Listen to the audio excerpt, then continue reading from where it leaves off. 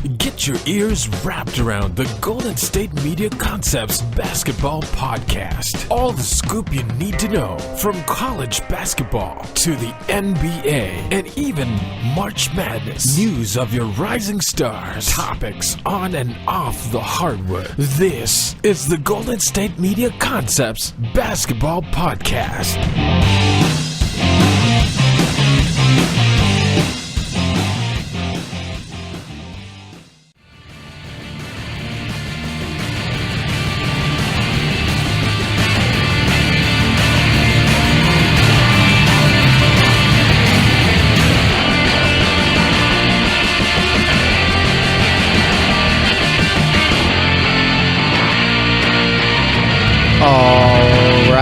And welcome to the GSMC Basketball Podcast. This episode is brought to you by the GSMC Podcast Network.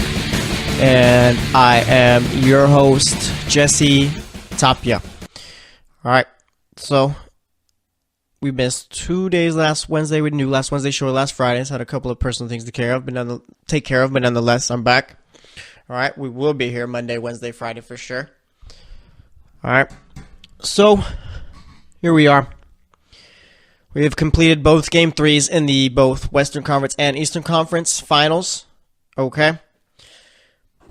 Warriors are up 2-1. Celtics are up 2-1. And honestly, each 2-1 lead feels a little different. Warriors up being up 2-1 seems like that series is pretty much over for me.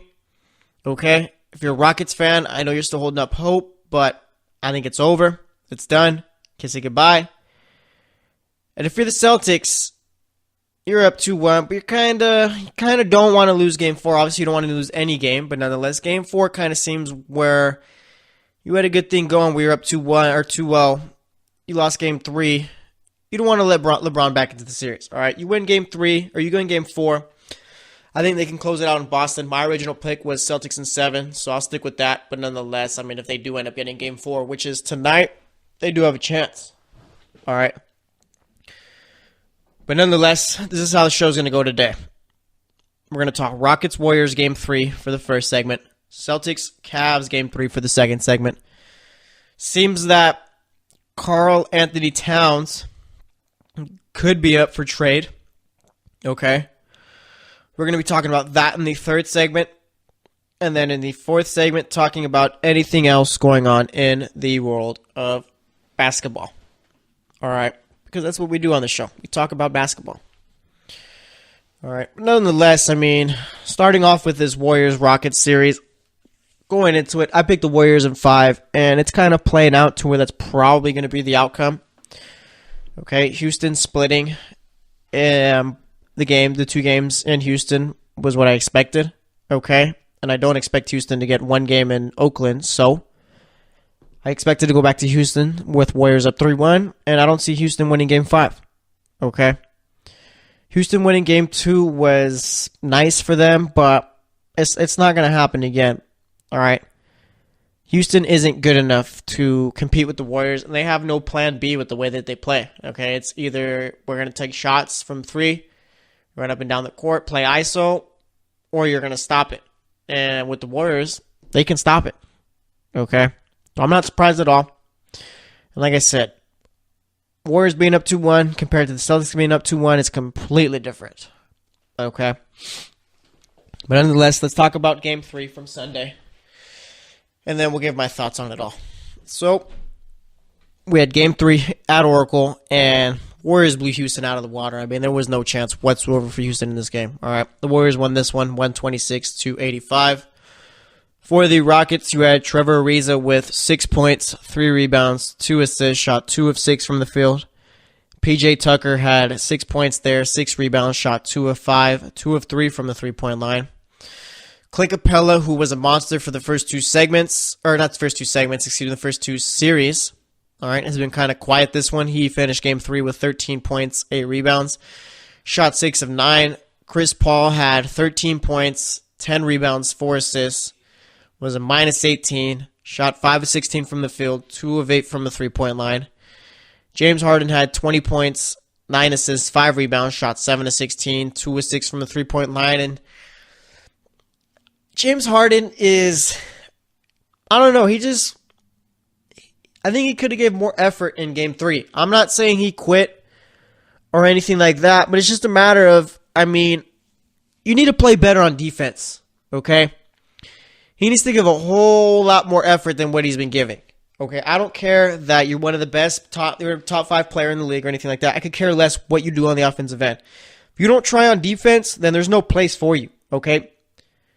That's one of the reasons why James Harden gets bounced all the time in the playoffs, because he doesn't put enough effort on the defensive end, okay? If there's a point where Sean Livingston is crossing you over and making you look silly, then there's a problem. And I'm not trying to take anything away from Sean Livingston, but it's a matter of, just come on and just try at least, okay? James Harden to me seems like one of those guys who believes in himself a little too much, all right? Thinks a little too highly of himself, I guess, as far as the game. Okay, yeah, you're great. Yeah, you're top 5, but it might be nice if you put some effort on defense. Okay. And I just didn't see that effort from him. And then off the bench for the Rockets, not really much going on here. Luka Mbah-a-Moute played 15 minutes in this one. Was a minus 28. Only had 3 points. Eric Gordon played 31 minutes off the bench. Went 4-13 from the field. 2 of 8 from the three-point line. Had 11 points, 2 rebounds.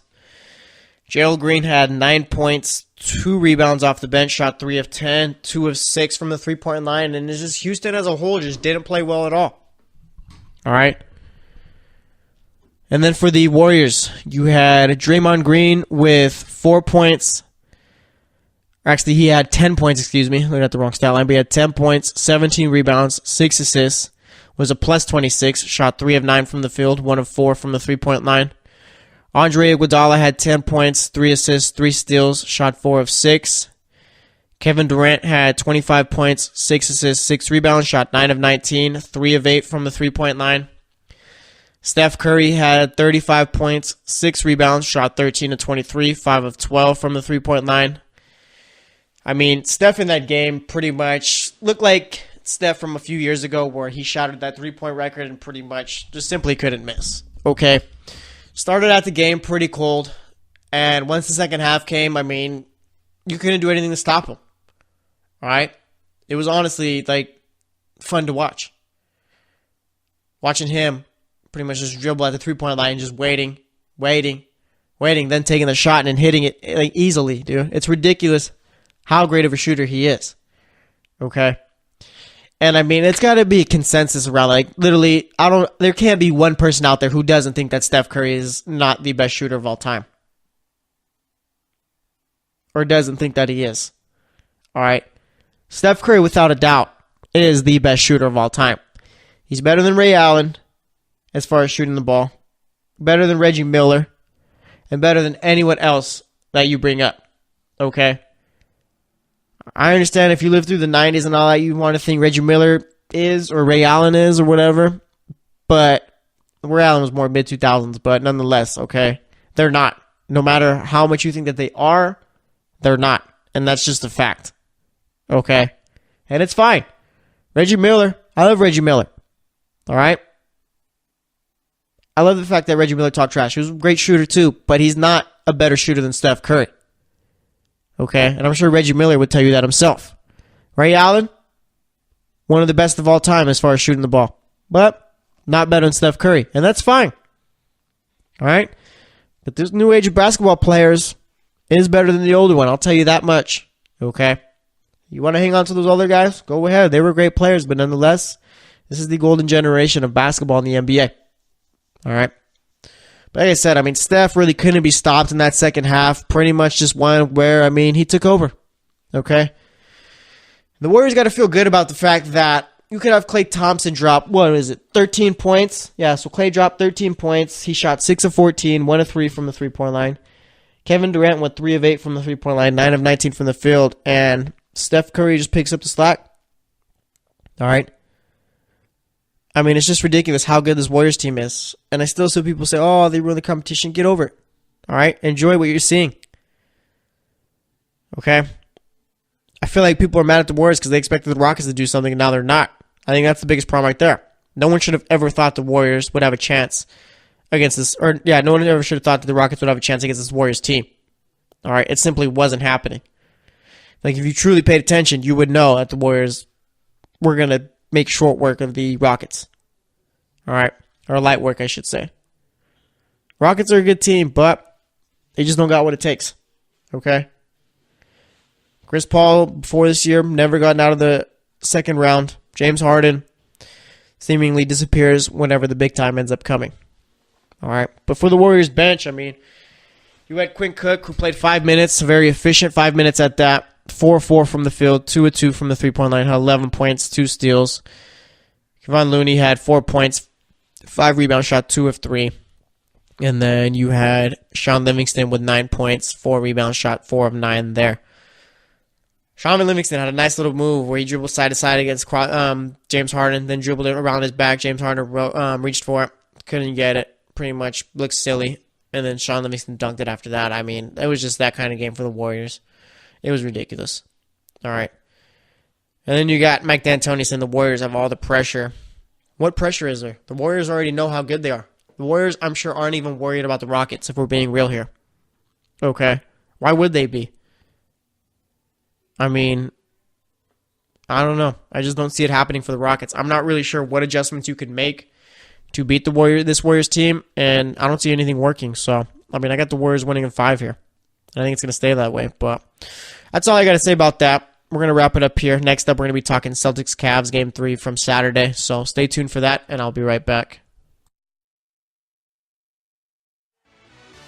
Are you looking for the very best NFL and college football podcast? Then check out the GSMC Football Podcast. Get the latest football news both on and off the field. From the NFL Draft to trades to the rumor mill to the NFL Combines. They got you covered. That's GSMCpodcast.com/football-podcast. Get updates on college rivalries, game day insights, and much, much more. It's football talk the way you want it. This show eats, sleeps, and breathes football. Don't forget to like them on Facebook and follow them on Twitter. Visit GSMCpodcast.com for more info.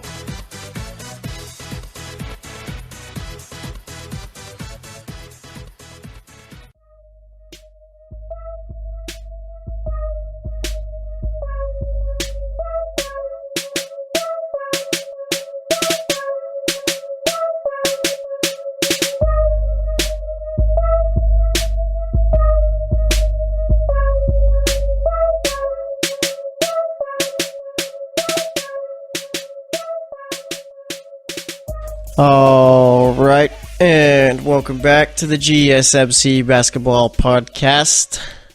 First segment, we spent that on the Rockets and Warriors Game 3. Rockets, honestly, for me, have no shot at winning this series, let alone getting it to 6 games. I think it's going 5. Okay, I don't see them winning Game 4, and I just don't see them winning Game 5 after being down 3-1. It's not really in James Harden or Chris Paul to come up big in an elimination game, so I figure my reasoning is pretty good there. But nonetheless, I mean, everyone thought going into the series that everyone was saying, oh yeah, this is the NBA Finals right here. This is going to be the good series. And I don't know why people thought that. I really don't. Okay? Honestly. I need someone to explain to me why they thought that this would be a decent series. Okay? It seems like they got it mixed up. Cavs Celtics is going to be a very good series. Rockets Warriors is going to end in a gentleman's sweep. Alright. It's just, I don't know. I don't understand it. Why on earth would anyone think with the way that the Rockets play that the Warriors couldn't stop it, let alone keep up with it if they were struggling? Okay? And that's what it is. Alright, the Warriors are either going to stop what the Rockets are doing or they can just keep up. Alright, because the Warriors have no problem playing the same way the Rockets do. Because if anything, they're better at it than the Rockets. But nonetheless, I mean, it's not looking good for Houston. And, I mean, I guess now, if they end up losing this series, it's a matter of figuring out a way to get LeBron there. All right? And with Ryan Anderson's contract, it seems like that's going to be difficult. Unless you get a team like the Kings to take on that contract, where it seems like the Kings are actually making smarter decisions now. So that's one less team to go out and fool. All right? But nonetheless, we did have Game 3 between the Celtics and Cavs on Saturday. All right. going into that game. Celtics were up 2-0. It was looking good. I might have written the Cavs off after game 2, honestly. I mean, seeing LeBron put up a 40-point triple-double and Kevin Love scoring 20-plus kind of made me feel like, you know what? I mean, I don't know how this team's going to be able to get past the Celtics if they're playing that well and still aren't able to get it done. But it turns out, I mean, it's still a series. They take game 3, and, I mean, the narratives have all switched. Okay? After game 2, it was, are the Cavs done? Seems like the Cavs are done. Celtics are by far the better team. Now Cavs win game 3, and it's completely switched around. Oh, the Cavs are the better team. All right. I don't know. It's kind of funny just watching how all these narratives change and all that. But nonetheless, I mean, game 3, Cavs won that one. 116-86. I mean, it wasn't pretty by Boston at all. You had Marcus Morris, who finished with 9 points. 5 rebounds, shot 2 of 8, 1 of 3 from the three-point line. Al Horford had 7 points, 7 rebounds, 4 assists, shot 2 of 4.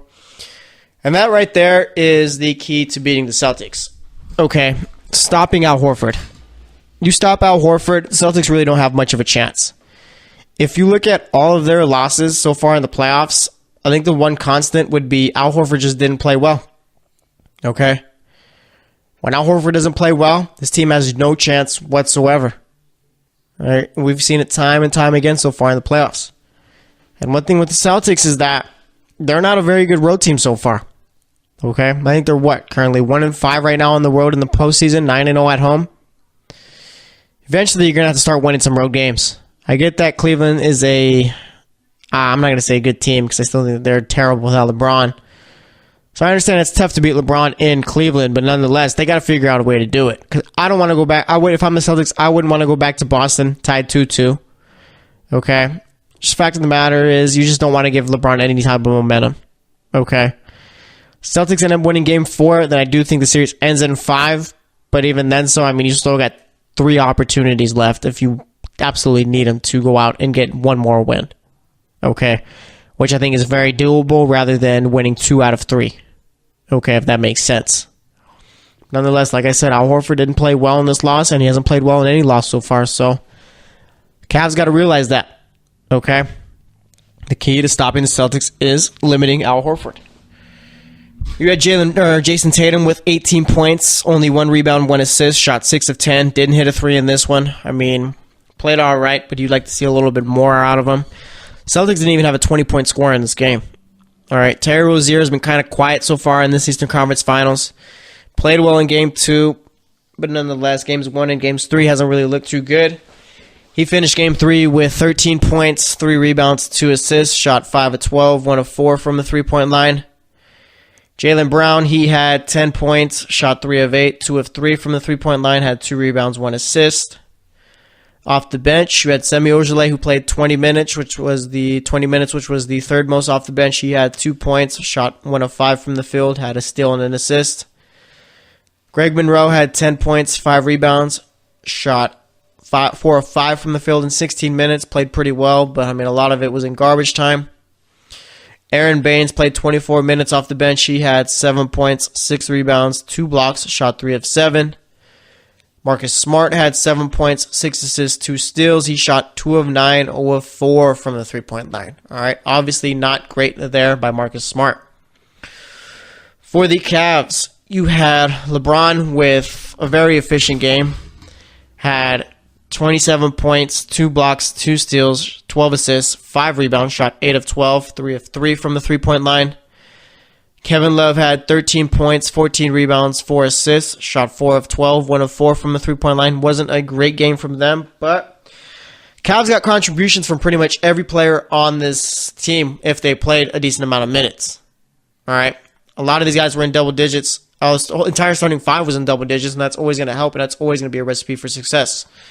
All right? Tristan Thompson had 10 points, 7 rebounds, shot 3 of 5.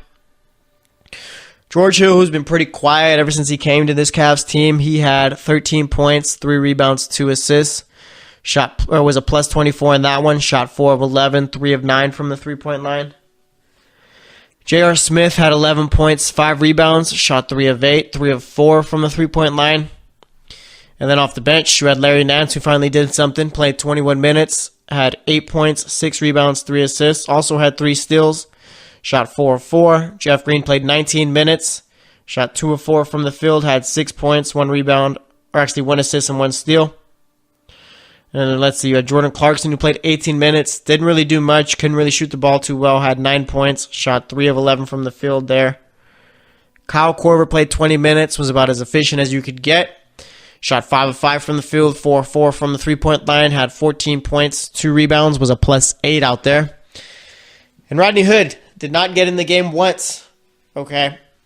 And I think you could make the argument that Rodney Hood so far in the playoffs for the Cavs has probably been the least productive team or least productive player for this team. Okay?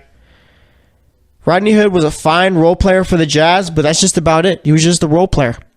Okay?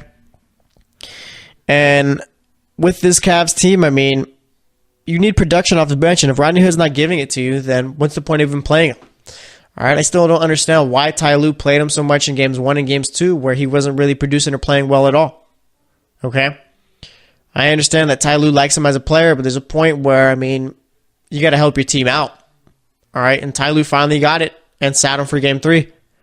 Whether or not he plays tonight for game 4 is remain to be seen, but nonetheless, I mean, unless you need him, then I say just keep him on the bench.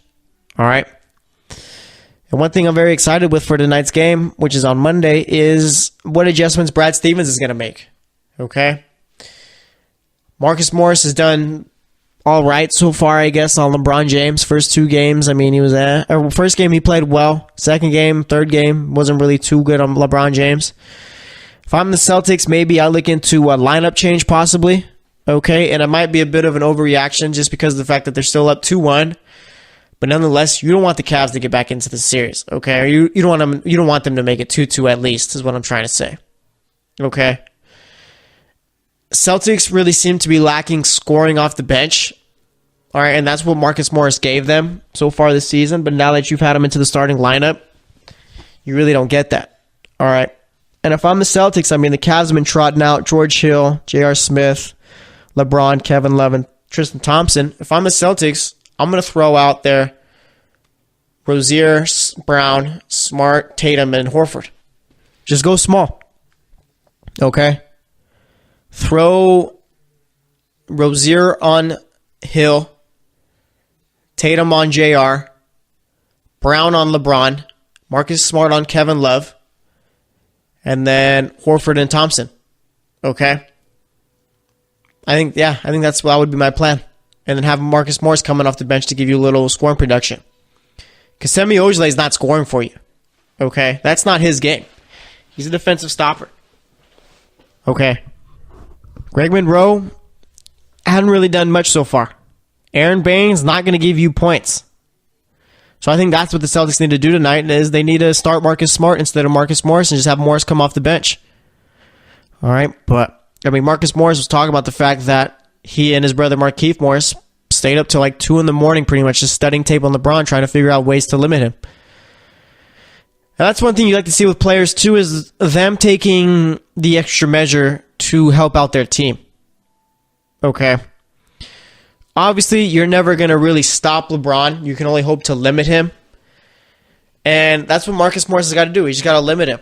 All right. But I do think that Brad Stevens is better off starting Smart and throwing him on Kevin Love.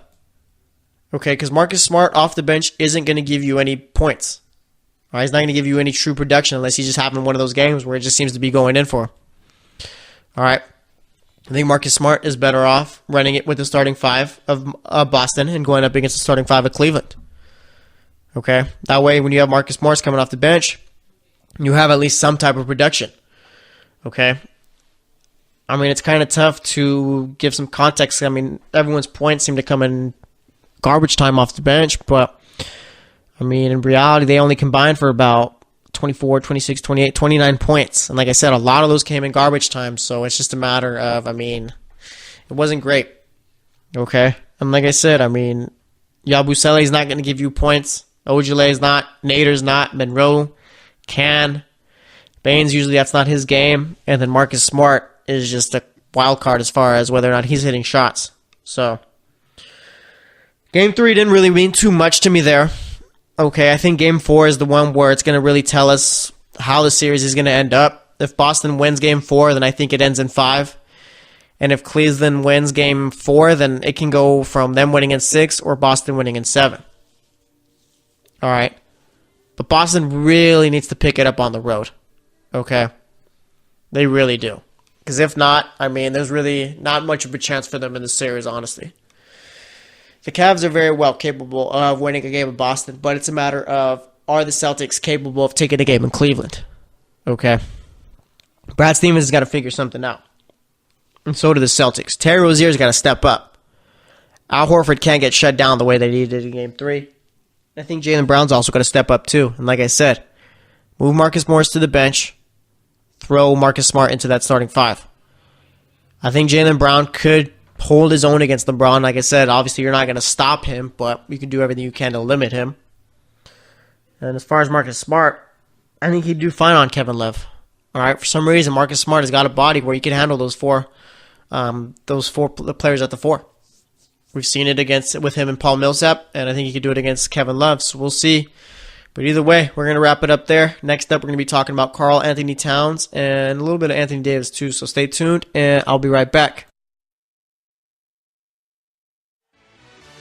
Check out the show that's built on the MMA. From the UFC to extreme cage fighting, they got the fights covered. Check out the GSMC MMA podcast. Get the latest news on past or upcoming fights. Join us as we talk to and about some of the biggest names in the MMA, past, present, and future. When it's the fight game, there's just one show to check out. GSMCpodcast.com/MMA-podcast. Don't forget to like them on Facebook and follow them on Twitter. Visit GSMCpodcast.com for more info.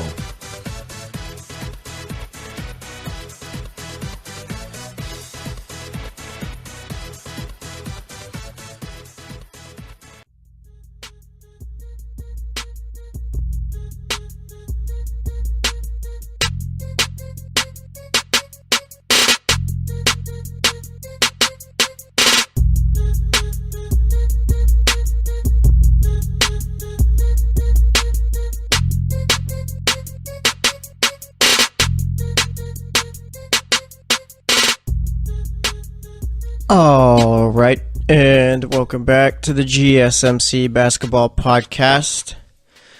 So far today, we've talked Rockets Warriors, and we've talked Celtics Cavs. All right. We did have the draft lottery, I believe that was last Wednesday, I think it was last Tuesday. Haven't had a chance to talk about it, but nonetheless, I mean, we did have some surprises. All right, we finally figured out what that Brooklyn pick would end up for Cleveland from the Kyrie Irving trade. If you don't remember the details of the trade, it was Kyrie Irving sent to Boston for Isaiah Thomas, Jay Crowder, Ante Zizic, and the Brooklyn pick. Ante Zizic is the only player still remaining on that Cavs from that trade. Isaiah Thomas and Jay Crowder now playing for different teams. People will say, oh, no, it's Jordan Clarkson. Like, they got Jordan Clarkson in the trade and stuff like that just because they traded away Thomas and Crowder for, like Rodney Hood and Jordan Clarkson and Larry Nance. But, no, the trade was Thomas, Crowder, Zizic, and the Brooklyn pick for Kyrie Irving. That was the trade. Whatever the Cavs do after that, it's completely different from the trade itself, okay? Because it's not like the Cavs, after completing that trade, were thinking, oh, yeah, now maybe we could trade these guys for these guys. Like, no, that wasn't the case. Isaiah Thomas was supposed to be their point guard, and Jay Crowder was supposed to be a starting 5 player for that team. All right. But nonetheless, turns out that the Cavs are getting the 8th pick for Kyrie Irving. And on paper, that doesn't really seem like too great of a trade to me. All right. And I think, like, obviously Kyrie's had his knee issues, but I do think that he's going to be a fine player with the Celtics, and he probably will end up signing a max deal with them. All right. So I think Danny Ainge made out pretty well in that trade, if I say so myself. But, I mean, when hasn't this guy always ended up on top for trades? I mean, it's honestly kind of ridiculous. Like, you trade with Danny Ainge, and it seems like it sets your team back a little bit. Okay, the Minnesota Timberwolves just barely got good at basketball again. Okay. The Seattle Supersonics aren't even a basketball team anymore. All right. Danny Ainge traded with Philly. Gave him the number 1 pick for the 3rd pick and the Kings pick next year. Markelle Fultz barely even played this season. Jason Tatum's looking like a seasoned vet. Okay. I mean, the Celtics gave up a second-round pick in Marcus Thornton for 2.5 solid, great seasons of Isaiah Thomas. Okay, and then you had the Kyrie trade.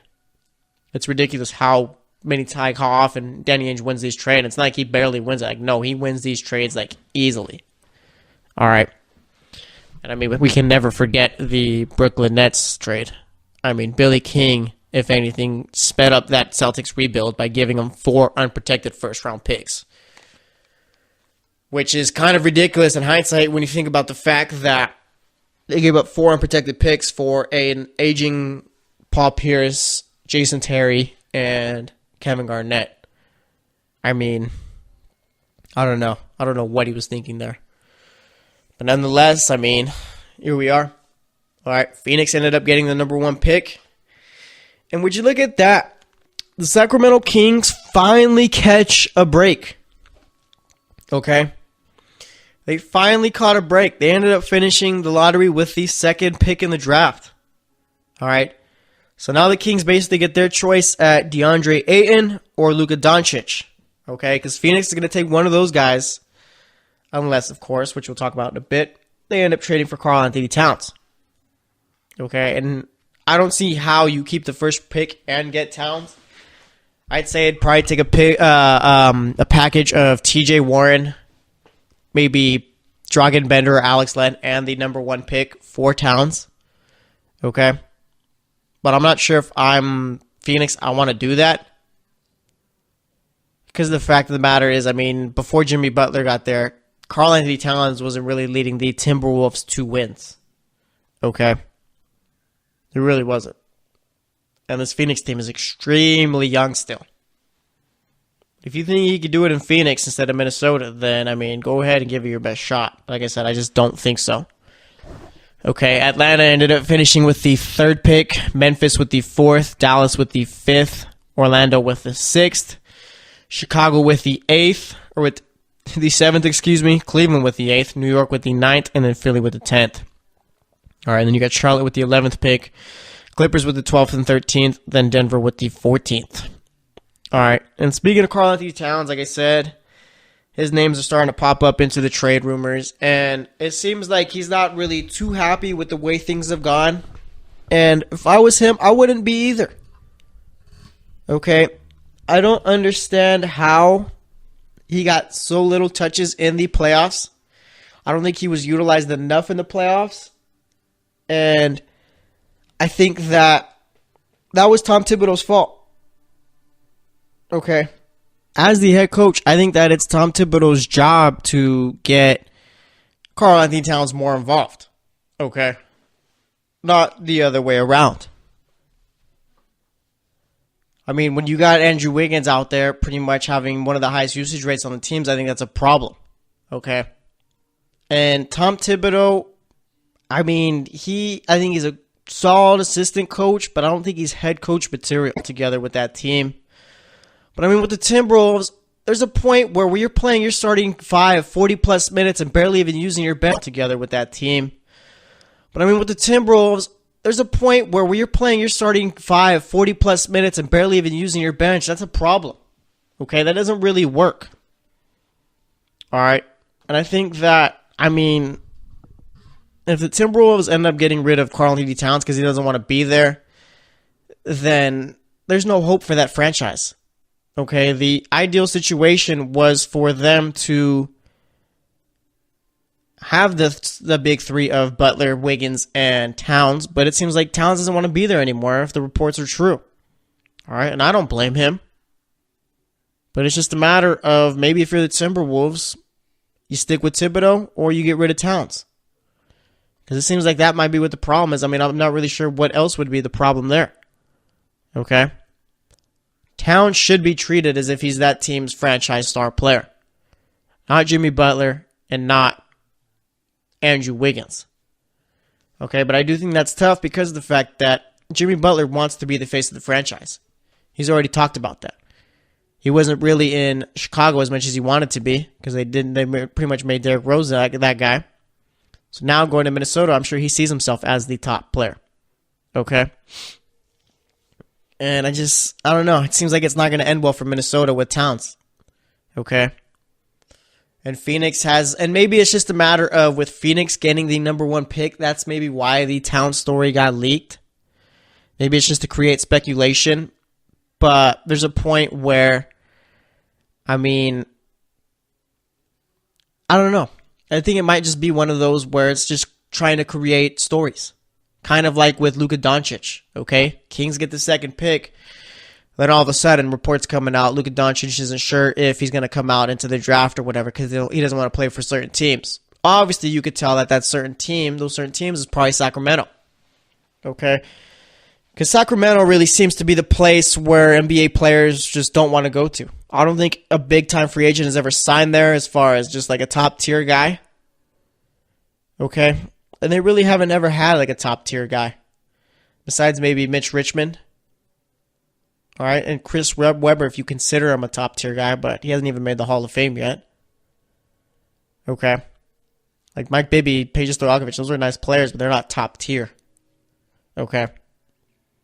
So now it's interesting what happens with Towns, and a team like the Celtics could be in the market for a guy like Karl-Anthony Towns. But if I were the Celtics, if I'm going to trade for a big man, it's got to be a guy like Anthony Davis. All right. You do have the assets to go out and get it, Anthony Davis. You could easily give up Terry Rozier, Al Horford, and the Kings pick next year and probably have a chance at getting him. And maybe another first-round pick.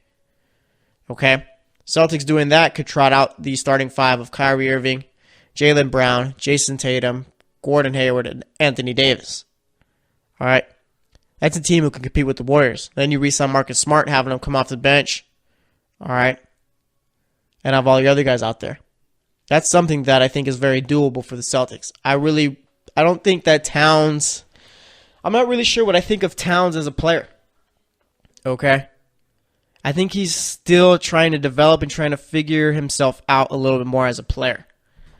Anthony Davis, you know what he is. Well, the Suns really don't have enough to go out and get a guy like Davis.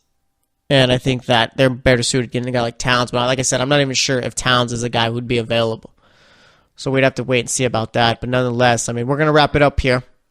Next up, we're going to be talking about anything else that's been going on in the world of basketball. We got a lot of MJ LeBron debate, so maybe we'll touch on that a bit. But stay tuned, and I'll be right back.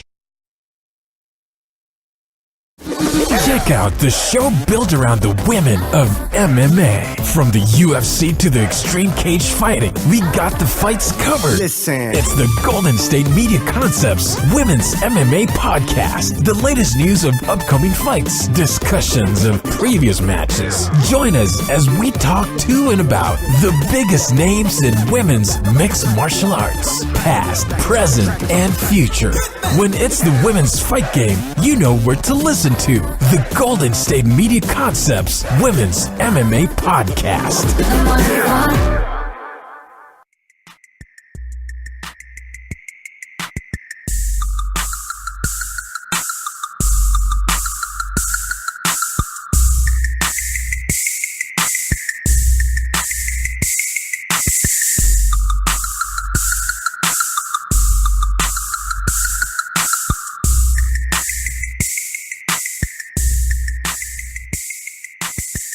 All right, and welcome back to the GSMC Basketball Podcast. So far today, we've talked Celtics, Cavs, we've talked Warriors, Rockets, and we talked a bit about Karl-Anthony Towns possibly being on the trade block, or wanting to be traded, I should say. And we talked a bit about the lottery. All right, the draft lottery, that is. Phoenix getting the number 1 pick, Kings getting the number 2 pick, and then Atlanta getting the 3 pick.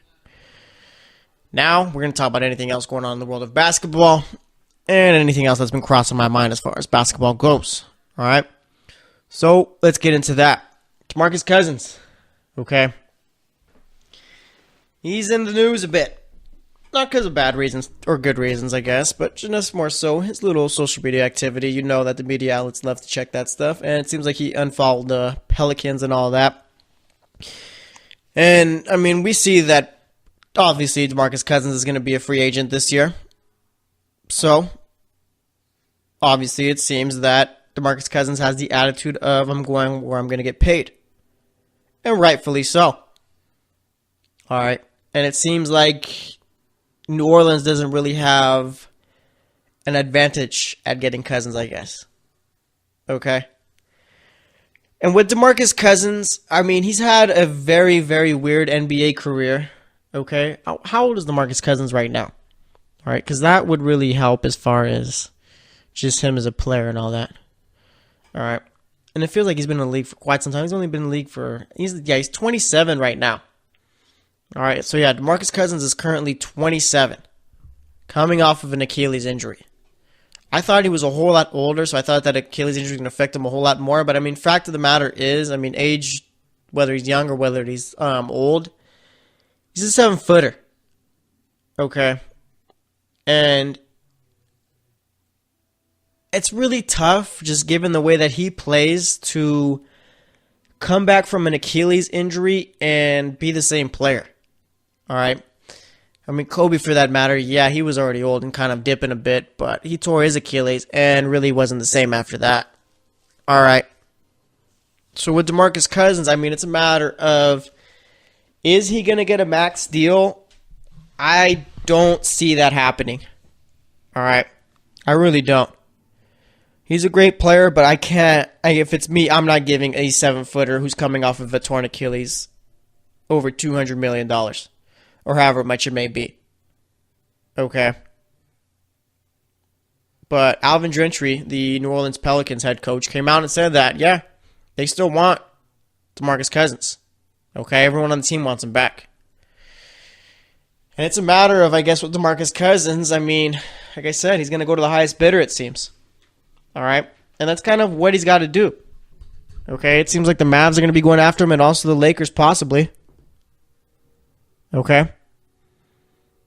And if I'm the Lakers, I mean, I think DeMarcus Cousins could help that team. They do need a center, okay? Because Brook Lopez, as good as he is, just, he can't rebound the ball. He's a guy who plays on the perimeter. All right? Him and his brother both can't rebound. I mean, at least Brook Lopez can shoot threes. Robin Lopez is more so just a guy who's out there. All right? But, I mean, as far as it all goes, if I'm the Pelicans, I don't know. Do I really want DeMarcus Cousins back? I mean, if Anthony Davis were to want him there, obviously you got to go and try and get him. But it's just, I don't know. I'm not really sold on DeMarcus Cousins after an Achilles injury. Okay? That's probably the worst possible injury that he could have had in his career, was an Achilles injury. All right? And it's kind of similar to the Kristaps Porzingis tearing his ACL. As a 7-footer, you don't really want that because you do, with the way you play, use your legs a whole lot more than maybe guys in the past would. I guess guys your height. All right. But as far as DeMarcus Cousins goes, I mean, he needs to go to a good team finally. Okay. I feel like he spent way too much of his career missing out on the playoffs. Okay. I don't really blame him for not making the playoffs with the Kings because of the fact that I think it was more so the Kings' fault rather than his fault as far as why they didn't make the playoffs. I don't think the Kings ever really put decent talent around him. Okay. Drafting guys like Jimmer Fredette, Ben McLemore, all right, and all the other guys that they've brought in hasn't really helped. Ben McLemore is a guy who barely got minutes with the Memphis Grizzlies. Jimmer Fredette's now playing in China. Okay, you passed on guys like Kawhi Leonard, Klay Thompson. I mean, it's been a struggle. Taking guys like Thomas Robinson. I mean, this team has never really known how to draft, and that's what kind of scares me now that they got the second pick. I mean, what if they don't end up taking Doncic or Ayton? Could you imagine that? All right, but if Doncic is because obviously it's going to be Ayton or Doncic going 1 or 2, or going 1. So I mean, whatever guy ends up at number 2, that's who the Kings are going to take, I think. All right. But nonetheless, like I said, with DeMarcus Cousins, I mean, that's a kind of a player where you're taking a huge risk. Okay? You are. I don't think that he's going to come back and be the same player. But also, I mean, there's a possibility that he is. I don't know for sure. But it's just a matter of, do you want to give him all that money? All right? And that's a tough decision to make. If I'm the Lakers, I mean, I know I'm going after Paul George. And you're going to try and go after LeBron. So how high up there on your priority list is DeMarcus Cousins? Because I do think Paul George to LA is probably going to end up being a done deal. All right, if not already. I don't see why, where else Paul George would end up. Him going back to OKC would be a mistake for his career. There's no winning over there with the guys that they got. All right. Melo's done. Russell Westbrook plays one way and doesn't really seem to want to change it. And I do think that Paul George would be better suited playing with Alonzo Ball or someone else, guys like that on that team. All right. So it's gonna be interesting to see what happens there. And also for Game 4 for the Warriors, seems like Andre Iguodala won't be playing. And I don't really think that hurts the Warriors too much. It seems like their net rating is a whole lot better when he's not on the court. It allows you to play a guy like Kevin Looney a whole lot more, who's been very solid on defense. All right. And I think that's who they inserted into the starting five, is Looney. Do you do that? Or do you stick going small ball and maybe throw in a guy like Quinn Cook or even Nick Young? I don't know. It's tough. But nonetheless, I don't think Andre Iguodala is really going to make much of a difference whether or not he plays in Game 4. I mean, it's the Warriors. You still got KD, Steph, and Klay. So, like I said, it doesn't really matter there. All right. Mike D'Antoni called the Rockets soft after their Game 3 loss. I agree with him. They were soft. There was no effort there, and they pretty much let the Warriors do whatever they wanted. There was no fight from that team in Game 3. All right. It was honestly pretty bad to watch. Okay. So now it's just a matter of, like I said, I'm not really sure what else there is to do for the Rockets in Game 4. How are you going to stop Kevin Durant? How are you going to stop Steph Curry? And you still got to worry about Klay Thompson and Draymond Green. There's just way too many great players on that team in order to stop them. All right. But nonetheless, there's that going on. Luka Doncic, speaking of him earlier, he did win his EuroLeague title, was the youngest player in Europe of all time, I think, to win the MVP.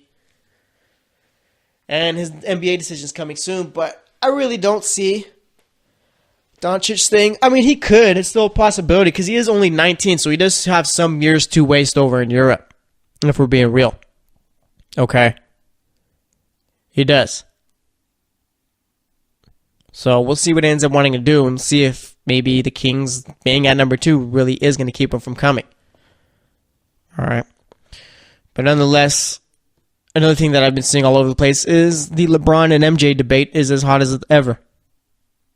Okay. And I think that these debates are starting to get old a bit.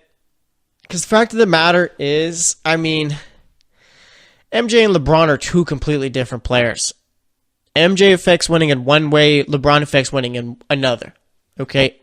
MJ is kind of like got the Kobe mentality type of thing where you're going to have to get in line with him. Okay? He's not going to go and make you better. You're just going to have to go out and work hard and practice and all that and pretty much be up to par with them. LeBron's the guy who's going to get everyone else involved. Okay? And he's going to try and have you playing as best as you can. Okay? LeBron or Kobe and MJ kind of have like that killer instinct type of thing where I hate using killer instinct, but it is something that you could talk about sometimes. All right? But as far as for me, who the best player of all time is between, I guess, MJ and LeBron, it would be LeBron. Okay? Because I don't think MJ could do, just play the way that LeBron is right now. MJ's always really needed, people always say that LeBron needs solid players, but so is Michael Jordan. Okay? And one thing, too, that needs to be pointed out, if LeBron were to leave this Cavs team, they'd be one of the worst teams in the league.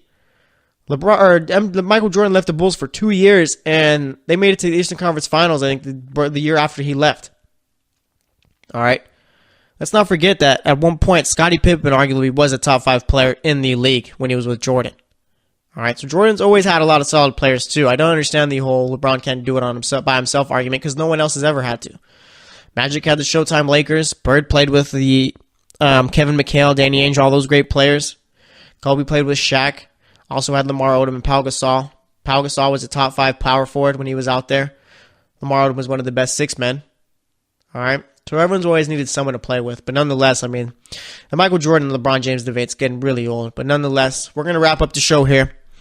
Today we talked Cavs, Celtics, Rockets, Warriors, talked about the lottery, Karl-Anthony Towns possibly wanting to be traded, and then for this segment talked about anything else going on in the world of basketball. So thanks for listening to the GSMC Basketball Podcast. I am your host, Jesse Tapia. I'll be back on Wednesday, so stay tuned, and I'll talk to you later. You've been listening to the Golden State Media Concepts Basketball Podcast, part of the Golden State Media Concepts Podcast Network. You can find this show and others like it at www.gsmcpodcast.com. Download our podcast on iTunes, Stitcher, SoundCloud, and Google Play. Just type in GSMC to find all the shows from the Golden State Media Concepts Podcast Network, from movies to music, from sports to entertainment, and even weird news. You can also follow us on Twitter and on Facebook. Thank you, and we hope you have enjoyed today's program.